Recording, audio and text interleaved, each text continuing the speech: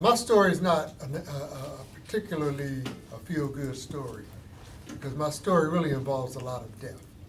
People were dying due to the fact that they weren't being medicated correctly, and the heat was killing them. Person committed suicide while I was there. When I got out of prison, we formed an organization called Table of Saints. We had a brother there. He was our prayer warrior, and his name was James Wilborn. You might have seen him on the sign-in sheet, but James Wilborn, and a couple of years ago he passed away, and it was a hot day in July. They never told us why or how, but we already know that he died of heat exhaustion. 2 Milwaukee police officers, Caucasian.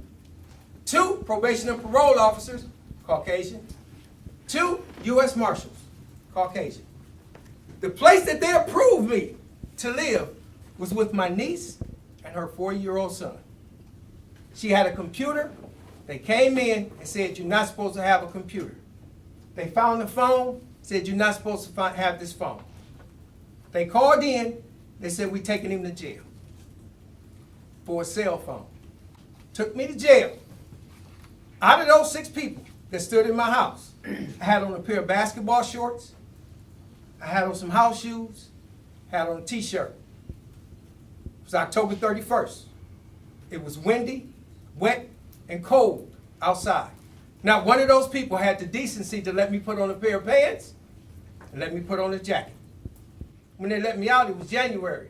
I still had the same clothes. Didn't have no place to live. Didn't have no job no more.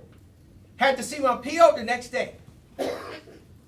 Got down there. Fortunately, the son of a gun gave me the cell phone back. I still got the cell phone today. I have a son named JC. And when he was 17 years old, he was sent to MSDF.